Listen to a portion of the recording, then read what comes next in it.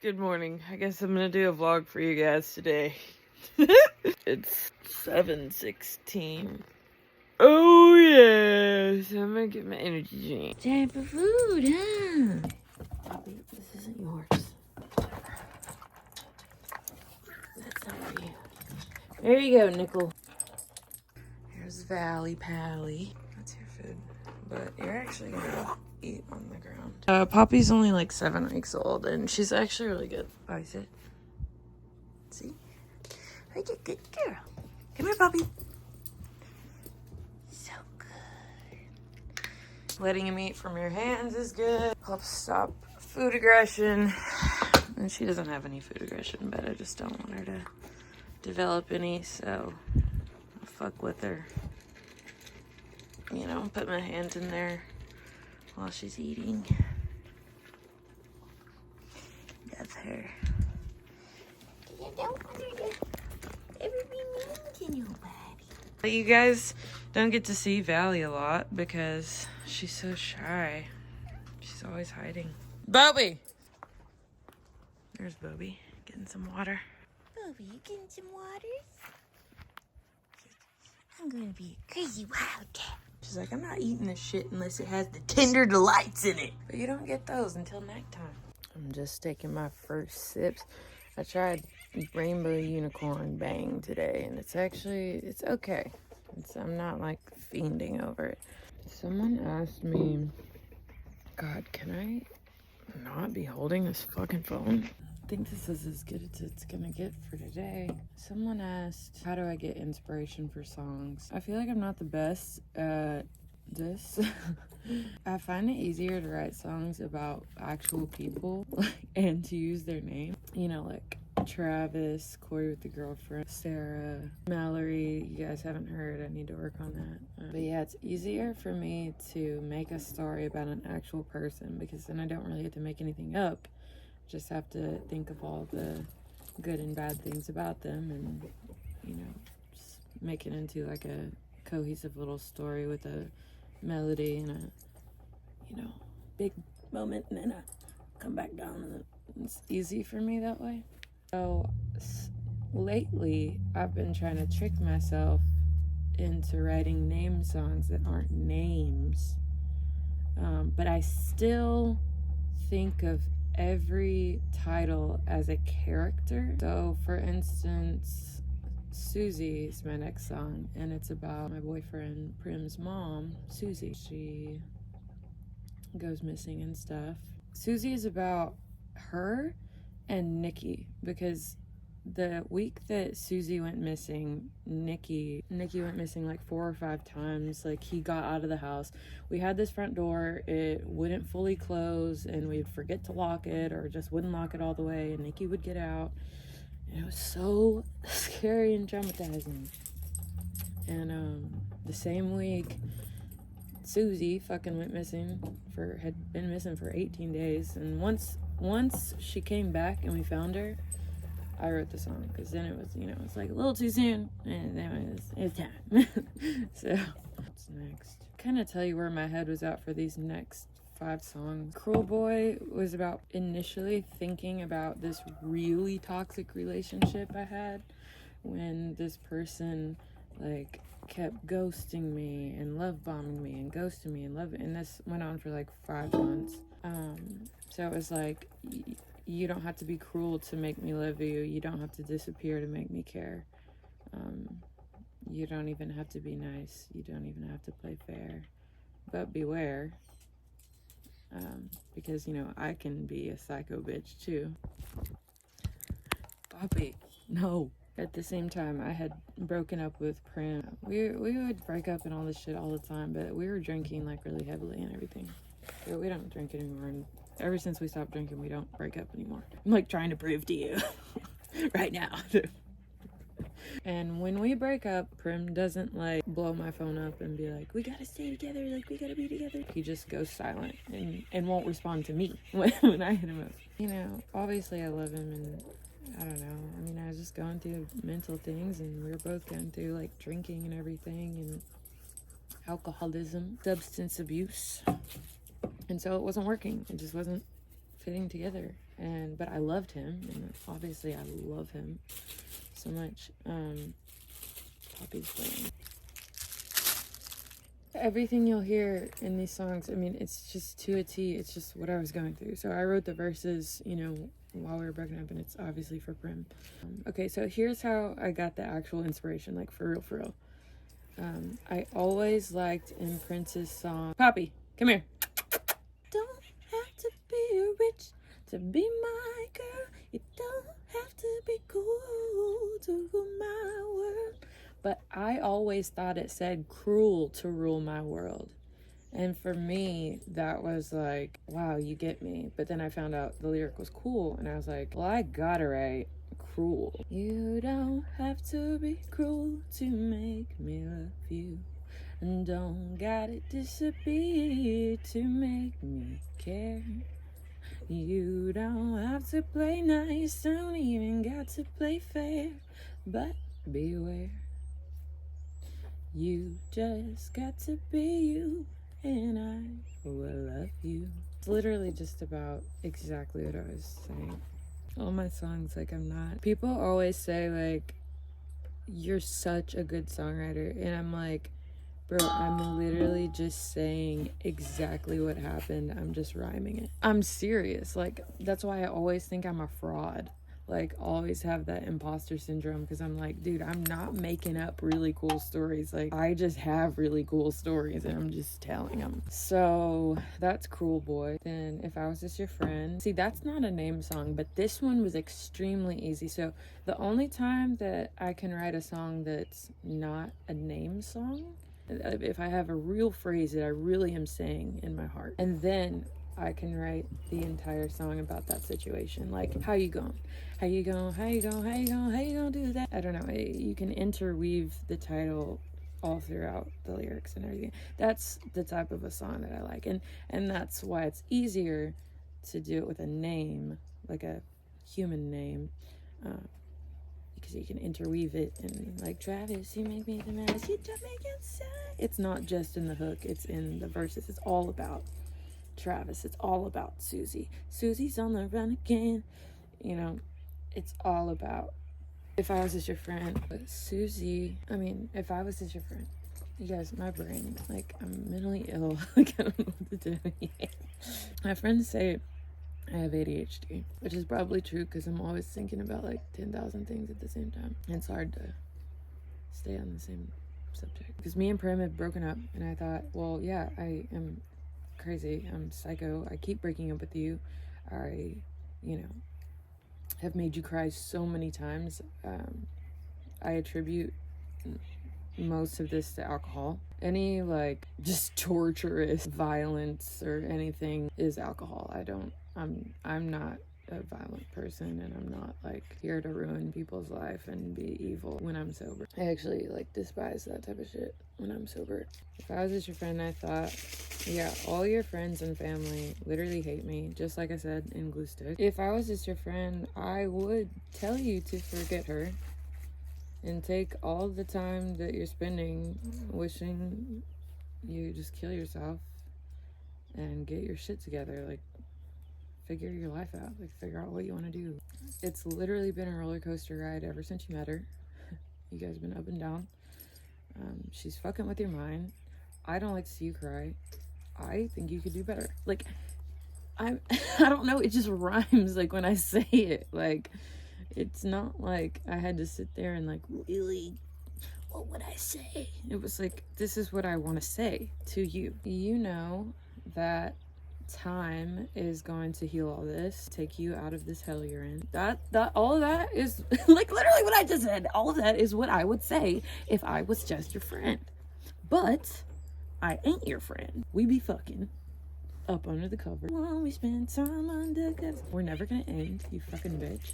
You can't trust no other to understand, because nobody outside your relationship is gonna understand what's inside the relationship. But I ain't your friend. You guys, you and all your friends, you can talk all this shit.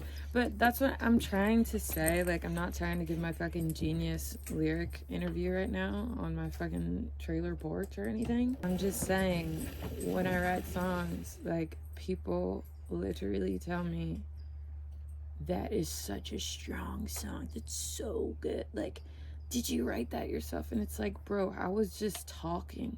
It just happened to rhyme. It's like it wrote itself. It's like when someone says, like, you can't write this shit. It's just what all my songs are. I don't feel like I'm writing it. So that song was easy because it just wrote itself. I don't know. It's like Sickest Bitch. I didn't write that. It wrote itself in my head. I didn't have to write it. It was easy. It just came out and it already rhymed.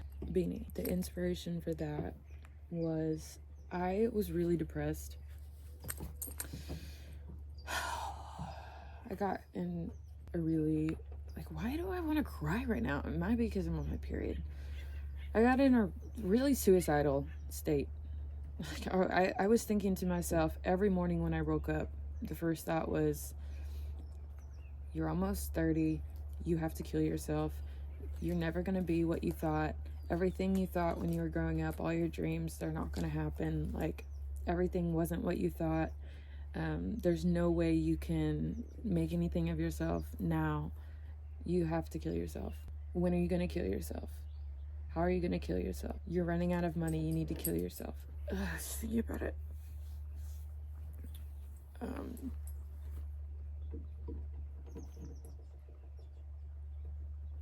Like, why was I so mean to myself?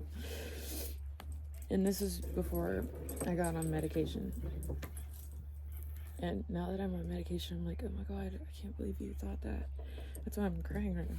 Stop. Got in that state and I was like, I have to do something. Like, I was uncreative. I wasn't like writing music. I had written a couple songs. Like, that's the thing about me, you guys. It's like every song you've heard is every song I've done. Like, I don't sit there and try to come up with songs every day, like, at all. Like, I just won't work on music that day if I don't want it. My guitar teacher told me, like, as soon as you don't want to be practicing guitar, stop, because it has to be something you really want to do. And like, maybe that's why I'm not very good at guitar, you know, maybe that's why I'm very mediocre at guitar, but I love to play the guitar and I love to songwrite, and I don't want it to ever feel like something I'm just like professional at. Beanie, I was feeling really uninspired. That's kind of a cool word. I started taking shrooms every day and I was tripping pretty hard in my house, and I was looking in the mirror and I was putting on makeup. I had my beanie on because I didn't want to do my hair. My hair looked really bad. That is kind of like this right now. And I thought, don't you want to know what's up under that my beanie? And then I was like, yo, that's so funny. And I was tripping, you know. I kept saying it. Like, I don't know if it was in my head or if it was out loud, but I kept, like, cracking up. Like, because if I were to take my beanie off, like, my hair would look so bad. But, like, I look so cool with the beanie on. But if I take it off, like, it doesn't look that bad today. Like, I'm not giving you the accurate representation. Like, it actually looks kind of cool today. Like, but also was thinking about my long wig on and the beanie. And then, like, men on the internet are like, she's so fine, so hot. Like, and I'm like, if I just took this wig off and this beanie and you saw my mullet, you would literally tell me how ugly I am, because that's what men on the internet do.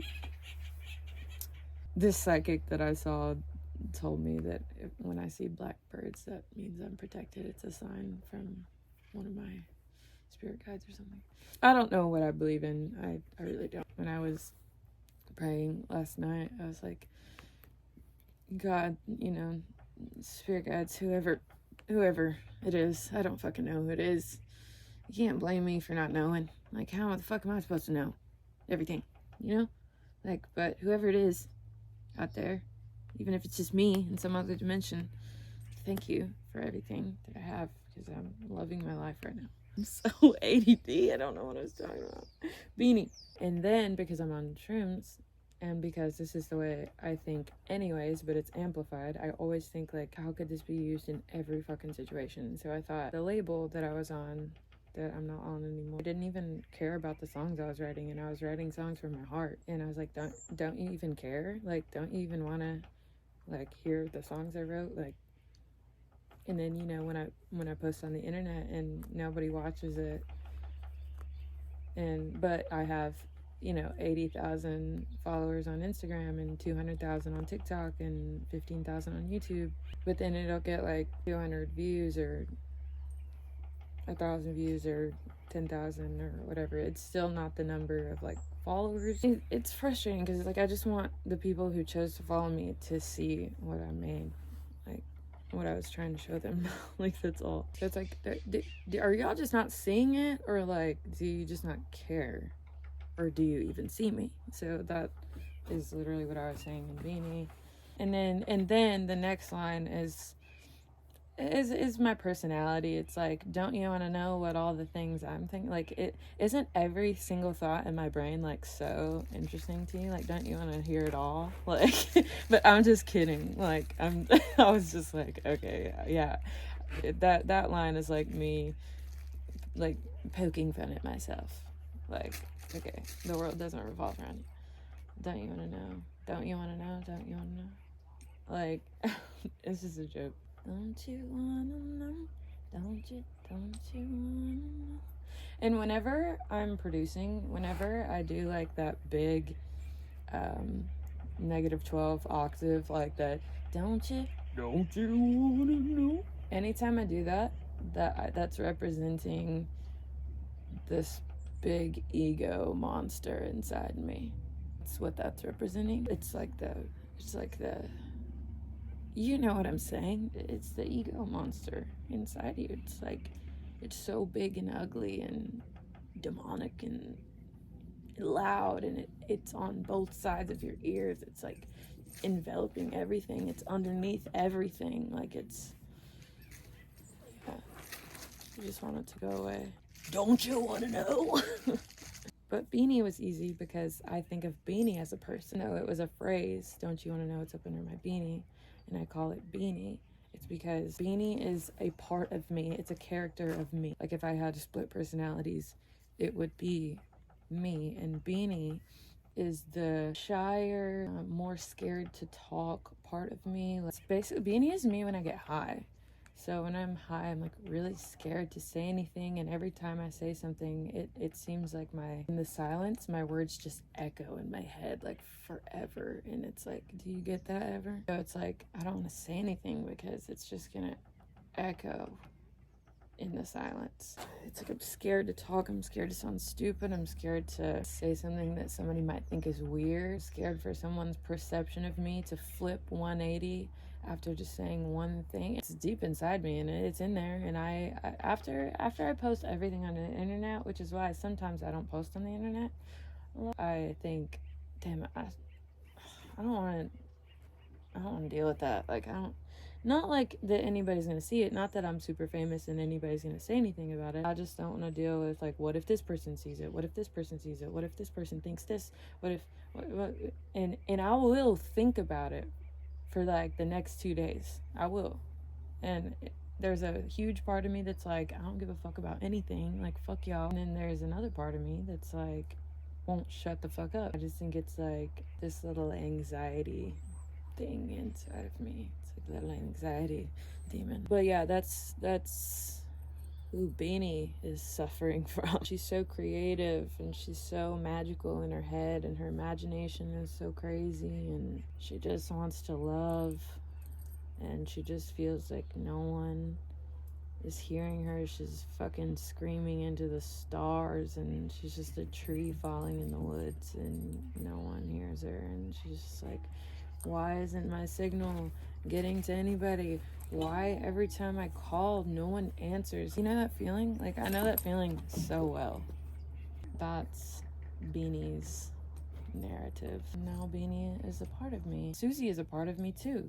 Like, because if you think about it, everything that we think and everything that we say, God, my body dysmorphia is going crazy today. Chin. I mean, I'm struggling from that. I've always struggled from that. I'm gonna talk about it in the next week, hopefully. Oh, this lighting is so bad. Who cares? See, there's so many voices in my head that's just like, shut up. Susie is a part of me. I also run away from things. I mean, obviously, it all started in 10th grade. And my dad said, if you just let her run away and start over, she's just gonna do that her whole life. I remember he also said, She's just like 2 years. 2 years for Sarah. 2 years guitar lessons. 2 years art. 2 years cheerleading. She wants to quit. 2 years. 2 years. It's always 2 years. And I read this book that said your words can be a blessing and a curse on people.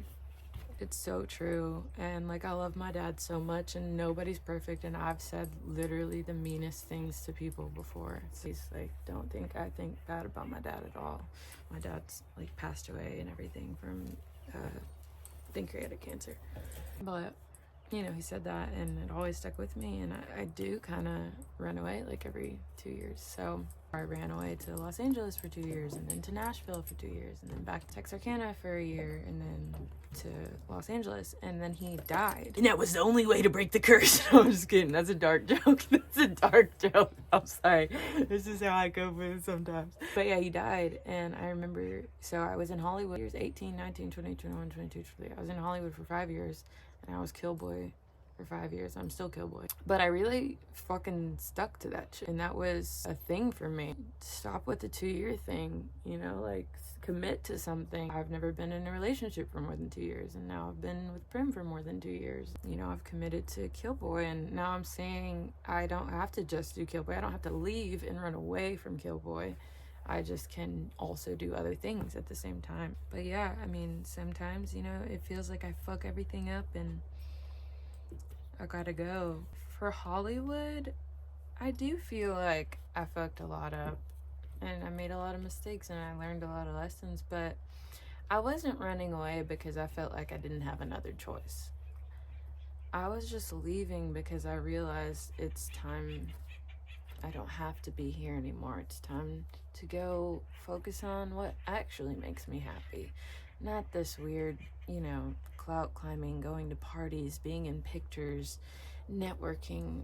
Like, I mean, ever since I stopped drinking, I just can't do it, y'all. Like, I have no interest. I mean, I made some great friends while I was on fucking cocaine and whippets and blasted out of my mind. I made some great friends, and you know, they showed up for me at my last show and everything, but it's like, I don't want any more. Like, you guys, love you, and I'll just stick with you guys. I don't need any more. This is also the first time in my life where I've created friends. We're still talking about Susie and how she runs away from everything and how I have always run away from everything.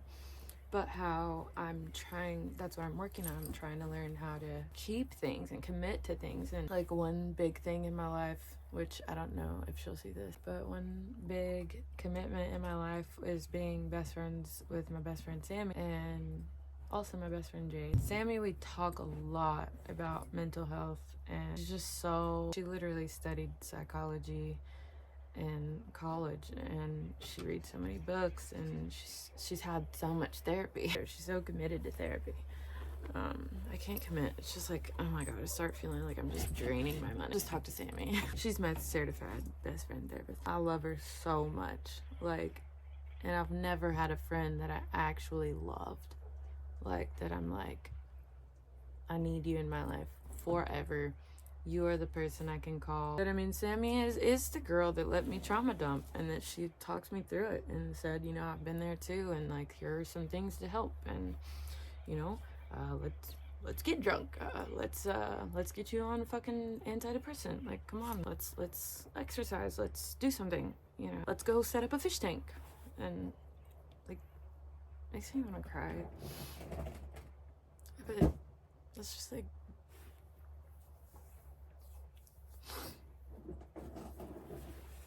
I've never had a friend that cared about me that much. And also the way that Prim cares about me too. Like, I just don't know why I'm this lucky. My therapist can say, you're worthy of that. Like, you deserve that. Why don't you think you deserve that? And I think it's just kind of like my body dysmorphia. It's like, I don't care how many times you tell me that my body, the way it looks, it doesn't matter. I don't care how many times you tell me I deserve love. I'm always gonna have that voice in the back of my head that says, they're just lying to make you feel better. But for some fucking blessed reason, I have Prim and Sammy, and Jade. Jade helps in a different way. I know we're veering off of Susie, but you know, these are people in my life, and these are the inspirations for my songs.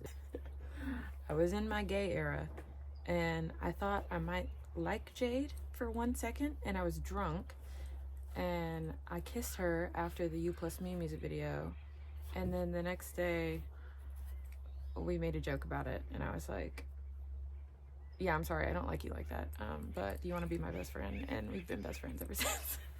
To wrap this video up, I guess I would say the people in my life and the situations in my life that I put my own self in are all the inspirations for my songs, and all those things are the reasons why I think my songs are awesome, and I always impress myself, because I'm like, how did you write that? Because it doesn't feel like I wrote it. It just feels like it just wrote itself. I'm always very grateful for, if it's me, if it's a ghost, if it's God, if it's fucking John Lennon fucking taking over my body. I don't know who it is, but whoever it is writing some good songs, and I'm just glad that I get to pretend that I wrote them. And that's how I make my songs, is by just living life and making friends with good people and